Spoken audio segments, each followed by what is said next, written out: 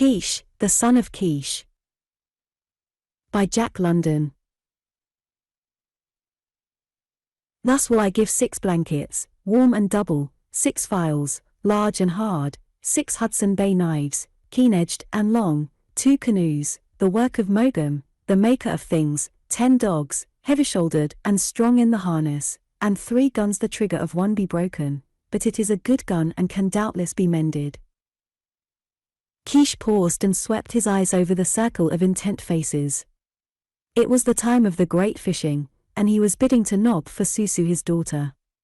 The place was the St. George Mission by the Yukon, and the tribes had gathered for many 100 miles. From north, south, east, and west they had come, even from Tozikakat and far Tana-naws. And further, O Nome, thou art chief of the Tana-naws, and I, Keesh, the son of Keesh, am chief of the Thlunget. Wherefore, when my seed springs from the loins of thy daughter, there shall be a friendship between the tribes, a great friendship, and Tana-naws and Thlunget shall be brothers of the blood in the time to come. What I have said I will do, that will I do. And how is it with you, O Nome, in this matter? Nome nodded his head gravely, his gnarled and age-twisted face inscrutably masking the soul that dwelt behind. His narrow eyes burned like twin coals through their narrow slits, as he piped in a high cracked voice, but that is not all. What more? Keesh demanded. Have I not offered full measure? Was there ever yet a Tana-naws maiden who fetched so great a price? Then name her. An open snicker passed round the circle, and Keesh knew that he stood in shame before these people. Nay, nay, good Keesh, thou dost not understand. Nome made a soft, stroking gesture. The price is fair. It is a good price. Nor do I question the broken trigger. But that is not all. What of the man? What of the man? The circle snarled.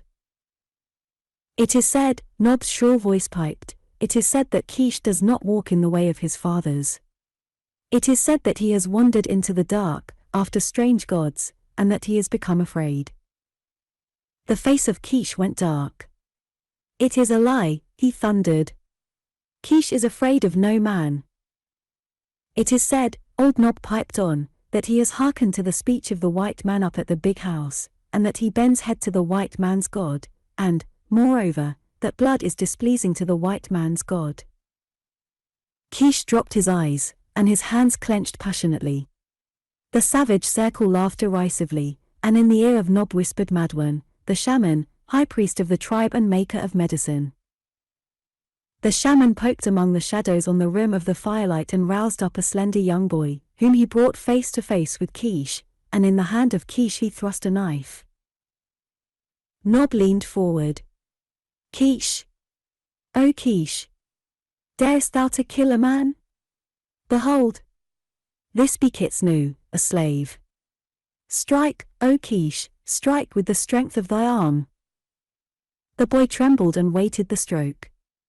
Keesh looked at him, and thoughts of Mr. Brown's higher morality floated through his mind, and strong upon him was a vision of the leaping flames of Mr. Brown's particular brand of hellfire. The knife fell to the ground, and the boy sighed and went out beyond the firelight with shaking knees. At the feet of Nome sprawled a wolf dog, which bared its gleaming teeth and prepared to spring after the boy. But the shaman ground his foot into the brute's body, and so doing, gave Nome an idea. And then, O Keesh, what wouldst thou do, should a man do this thing to you? As he spoke, Nome held a ribbon of salmon to White Fang, and when the animal attempted to take it, smote him sharply on the nose with a stick. And afterward, O Keesh, wouldst thou do thus? White Fang was cringing back on his belly and fawning to the hand of Nome. Listen! Leaning on the arm of Madwan, Nome had risen to his feet. I am very old, and because I am very old I will tell thee things. Thy father, Keesh, was a mighty man. And he did love the song of the bowstring in battle, and these eyes have beheld him cast a spear till the head stood out beyond a man's body. But thou art unlike. Since thou left the raven to worship the wolf, thou art become afraid of blood, and thou makest thy people afraid. This is not good. For behold, when I was a boy, even as kits knew there was no white man in all the land. But they came, one by one, these white men, till now they are many. And they are a restless breed, never content to rest by the fire with a full belly and let the morrow bring its own meat. A curse was laid upon them, it would seem, and they must work it out in toil and hardship. Keesh was startled. A recollection of a hazy story told by Mr. Brown of one Adam, of old time, came to him, and it seemed that Mr. Brown had spoken true. So they lay hands upon all they behold, these white men, and they go everywhere and behold all things. And ever do more follow in their steps, so that if nothing be done they will come to possess all the land and there will be no room for the tribes of the raven. Wherefore it is meet that we fight with them till none are left. Then will we hold the passes and the land, and perhaps our children and our children's children shall flourish and grow fat. There is a great struggle to come, when wolf and raven shall grapple, but Keesh will not fight, nor will he let his people fight. So it is not well that he should take to him my daughter. Thus have I spoken, I, Nome, chief of the Tana-naws. But the white men are good and great, Keesh made answer. The white men have taught us many things. The white men have given us blankets and knives and guns, such as we have never made and never could make. I remember in what manner we lived before they came. I was unborn then, but I have it from my father. When we went on the hunt we must creep so close to the moose that a spear cast would cover the distance. Today we use the white man's rifle, and farther away than can a child's cry be heard. We ate fish and meat and berries, there was nothing else to eat, and we ate without salt. How many be there among you who care to go back to the fish and meat without salt? It would have sunk home, had not Madwan leaped to his feet ere silence could come. And first a question to thee, Keesh. The white man up at the big house tells you that it is wrong to kill. Yet do we not know that the white men kill? Have we forgotten the great fight on the Koyokuk? Or the great fight at Nuklukieto, where 3 white men killed 20 of the Tozikakats? Do you think we no longer remember the 3 men of the Tana-naws that the white man Makalrath killed? Tell me, O Keesh, why does the shaman Brown teach you that it is wrong to fight, when all his brothers fight? Nay, nay, there is no need to answer, Nome piped, while Keesh struggled with the paradox. It is very simple. The good man Brown would hold the raven tight whilst his brothers pluck the feathers. He raised his voice. But so long as there is one Tana-naws to strike a blow, or one maiden to bear a man-child, the raven shall not be plucked. Nome turned to a husky young man across the fire. And what sayest thou, Makamuk, who art brother to Susu? Makamuk came to his feet. A long face scar lifted his upper lip into a perpetual grin which belied the glowing ferocity of his eyes. This day, he began with cunning irrelevance, I came by the trader Makalrath's cabin. And in the door I saw a child laughing at the sun. And the child looked at me with the trader Makalrath's eyes, and it was frightened. The mother ran to it and quieted it. The mother was Siska, the Thlunget woman. A snarl of rage rose up and drowned his voice, which he stilled by turning dramatically upon Keesh with outstretched arm and accusing finger. So? You give your women away, you Thlunget, and come to the Tana-naws for more. But we have need of our women, Keesh, for we must breed men, many men, against the day when the raven grapples with the wolf. Through the storm of applause, Nome's voice shrilled clear. And thou, Nosabok, who art her favourite brother? The young fellow was slender and graceful, with the strong aquiline nose and high brows of his type, but from some nervous affliction the lid of one eye drooped at odd times in a suggestive wink. Even as he arose it so drooped and rested a moment against his cheek. But it was not greeted with the accustomed laughter. Every face was grave. I, too, passed by the trader Makalrath's cabin, he rippled in soft, girlish tones, wherein there was much of youth and much of his sister. And I saw Indians with the sweat running into their eyes and their knees shaking with weariness. I saw Indians groaning under the logs for the store which the trader Makalrath is to build. And with my eyes I saw them chopping wood to keep the shaman Brown's big house warm through the frost of the long nights. This be squaw work. Never shall the Tana-naw do the like. We shall be blood brothers to men, not squaws, and the Thlunget be squaws. A deep silence fell, and all eyes centered on Keesh. He looked about him carefully, deliberately, full into the face of each grown man. So, he said passionlessly. And so, he repeated. Then turned on his heel without further word and passed out into the darkness. Wading among sprawling babies and bristling wolf dogs, he threaded the great camp, and on its outskirts came upon a woman at work by the light of a fire. With strings of bark stripped from the long roots of creeping vines, she was braiding rope for the fishing.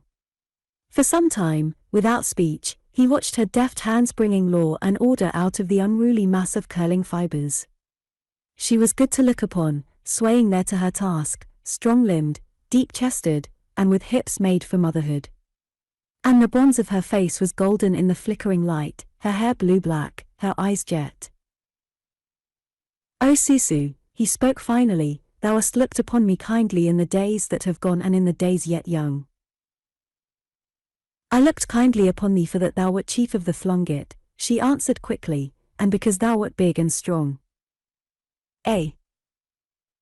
But that was in the old days of the fishing," she hastened to add, "before the shaman Brown came and taught thee ill things and led thy feet on strange trails. But I would tell thee the—" She held up one hand in a gesture which reminded him of her father. "Nay, I know already the speech that stirs in thy throat, O Keesh, and I make answer now. It so happeneth that the fish of the water and the beasts of the forest bring forth after their kind. And this is good. Likewise it happeneth to women. It is for them to bring forth their kind, and even the maiden, while she is yet a maiden, feels the pang of the birth, and the pain of the breast, and the small hands at the neck. And when such feeling is strong, then does each maiden look about her with secret eyes for the man who shall be fit to father her kind. So have I felt. So did I feel when I looked upon thee and found thee big and strong, a hunter and fighter of beasts and men, well able to win meat when I should eat for two, well able to keep danger afar off when my helplessness drew nigh. But that was before the day the shaman Brown came into the land and taught thee. But it is not right, Susu. I have it on good word. It is not right to kill. I know what thou wouldst say. Then breed thou after thy kind, the kind that does not kill, but come not on such quest among the Tana-naws. For it is said in the time to come, that the raven shall grapple with the wolf. I do not know, for this be the affair of men, but I do know that it is for me to bring forth men against that time." "Susu," Keesh broke in, "thou must hear me." "A man would beat me with a stick and make me hear," she sneered. "But thou, hear?" She thrust a bunch of bark into his hand. "I cannot give thee myself, but this, yes. It looks fittest in thy hands. It is squaw work, so braid away." He flung it from him, the angry blood pounding a muddy path under his bronze. "One thing more," she went on. "There be an old custom which thy father and mine were not strangers to. When a man falls in battle, his scalp is carried away in token. Very good. But thou, who have forsworn the raven, must do more. Thou must bring me, not scalps, but heads, 2 heads, and then will I give thee, not bark, but a brave beaded belt, and sheath, and long Russian knife. Then will I look kindly upon thee once again, and all will be well." So, the man pondered. So. Then he turned and passed out through the light. "Nay, O Keesh," she called after him. "Not 2 heads, but 3 at least." But Keesh remained true to his conversion, lived uprightly, and made his tribe's people obey the gospel as propounded by the Reverend Jackson Brown. Through all the time of the fishing he gave no heed to the Tana-naw, nor took notice of the sly things which were said, nor of the laughter of the women of the many tribes. After the fishing, Nome and his people, with great store of salmon, sun-dried and smoke-cured, departed for the hunting on the head reaches of the Tana-naw. Keesh watched them go, but did not fail in his attendance at mission service, where he prayed regularly and led the singing with his deep bass voice. The Reverend Jackson Brown delighted in that deep bass voice, and because of his sterling qualities deemed him the most promising convert. McElrath doubted this. He did not believe in the efficacy of the conversion of the heathen, and he was not slow in speaking his mind. But Mr. Brown was a large man, in his way, and he argued it out with such convincingness, all of one long full night, that the trader, driven from position after position, finally announced in desperation, "Knock out my brains with apples, Brown, if I don't become a convert myself, if Keesh holds fast, true blue, for 2 years." Mr. Brown never lost an opportunity, so he clinched the matter on the spot with a virile hand grip, and thenceforth the conduct of Keesh was to determine the ultimate abiding place of McElrath's soul. But there came news one day, after the winter's rime had settled down over the land sufficiently for travel. A Tana-naws man arrived at the St. George mission in quest of ammunition and bringing information that Susu had set eyes on Naku, a nervy young hunter who had bid brilliantly for her by Old Knob's fire. It was at about this time that the Reverend Jackson Brown came upon Keesh by the wood trail which leads down to the river. Keesh had his best dogs in the harness, and shoved under the sled lashings was his largest and finest pair of snowshoes. "Where goest thou, O Keesh?"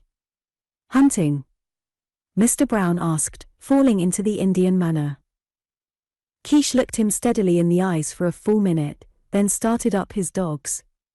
Then again, turning his deliberate gaze upon the missionary, he answered, "No, I go to hell." In an open space, striving to burrow into the snow as though for shelter from the appalling desolateness, huddled 3 dreary lodges. Ringed all about, a dozen paces away, was the somber forest. Overhead there was no keen, blue sky of naked space, but a vague, misty curtain, pregnant with snow, which had drawn between. There was no wind, no sound, nothing but the snow and silence. Nor was there even the general stir of life about the camp, for the hunting party had run upon the flank of the caribou herd and the kill had been large. Thus, after the period of fasting had come the plenitude of feasting, and thus, in broad daylight, they slept heavily under their roofs of moose hide. By a fire, before one of the lodges, 5 pairs of snowshoes stood on end in their element, and by the fire sat Susu. The hood of her squirrel skin parka was about her hair, and well drawn up around her throat, but her hands were unmittened and nimbly at work with needle and sinew, completing the last fantastic design on a belt of leather faced with bright scarlet cloth. A dog, somewhere at the rear of one of the lodges, raised a short, sharp bark, then ceased as abruptly as it had begun. Once, her father, in the lodge at her back, gurgled and grunted in his sleep. Bad dreams, she smiled to herself. He grows old, and that last joint was too much. She placed the last bead, knotted the sinew, and replenished the fire. Then, after gazing long into the flames, she lifted her head to the harsh crunch-crunch of a moccasined foot against the flinty snow granules. Keesh was at her side, bending slightly forward to a load which he bore upon his back. This was wrapped loosely in a soft-tanned moose hide, and he dropped it carelessly into the snow and sat down. They looked at each other long and without speech. "It is a far fetch, O Keesh," she said at last, "a far fetch from St. George Mission by the Yukon." He made answer, absently, his eyes fixed keenly upon the belt and taking note of its girth. "But where is the knife?" he demanded. "Here." She drew it from inside her parka and flashed its naked length in the firelight. "It is a good knife." "Give it me," he commanded. "Nay, O Keesh," she laughed. "It may be that thou wast not born to wear it." "Give it me," he reiterated, without change of tone. "I was so born." But her eyes, glancing coquettishly past him to the moose hide, saw the snow about it slowly reddening. "It is blood, Keesh?" she asked. It is blood. But give me the belt and the long Russian knife." She felt suddenly afraid, but thrilled when he took the belt roughly from her, thrilled to the roughness. She looked at him softly, and was aware of a pain at the breast and of small hands clutching her throat. It was made for a smaller man, he remarked grimly, drawing in his abdomen and clasping the buckle at the first hole. Susie smiled, and her eyes were yet softer. Again she felt the soft hands at her throat. He was good to look upon, and the belt was indeed small, made for a smaller man, but what did it matter? She could make many belts. But the blood, she asked, urged on by a hope newborn and growing.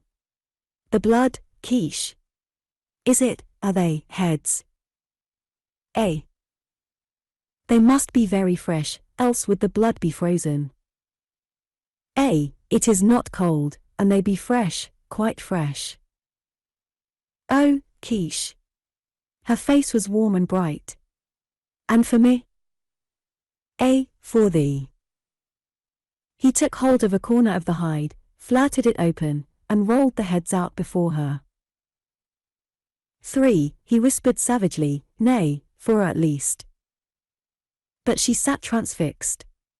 There they lay, the soft-featured Naku, the gnarled old face of Nob, Makamuk, grinning at her with his lifted upper lip, and lastly, Nosabok, his eyelid, up to its old trick, drooped on his girlish cheek in a suggestive wink. There they lay, the firelight flashing upon and playing over them, and from each of them a widening circle dyed the snow to scarlet. Thawed by the fire, the white crust gave way beneath the head of Nob, which rolled over like a thing alive, spun around, and came to rest at her feet. But she did not move. Keesh, too, sat motionless, his eyes unblinking, centered steadfastly upon her. Once, in the forest, an overburdened pine dropped its load of snow, and the echoes reverberated hollowly down the gorge, but neither stirred. The short day had been waning fast, and darkness was wrapping round the camp when White Fang trotted up toward the fire. He paused to reconnoiter, but not being driven back, came closer. His nose shot swiftly to the side, nostrils a tremble and bristles rising along the spine, and straight and true, he followed the sudden scent to his master's head. He sniffed it gingerly at first and licked the forehead with his red lolling tongue. Then he sat abruptly down, pointed his nose up at the first faint star, and raised the long wolf howl. This brought Susie to herself. She glanced across at Keesh, who had unsheathed the Russian knife and was watching her intently. His face was firm and set, and in it she read the law. Slipping back the hood of her parka, she bared her neck and rose to her feet. There she paused and took a long look about her, at the rimming forest, at the faint stars in the sky, at the camp, at the snowshoes in the snow. A last long comprehensive look at life. A light breeze stirred her hair from the side, and for the space of one deep breath she turned her head and followed it around until she met it full-faced. Then she thought of her children, ever to be unborn, and she walked over to Keesh and said, I am ready.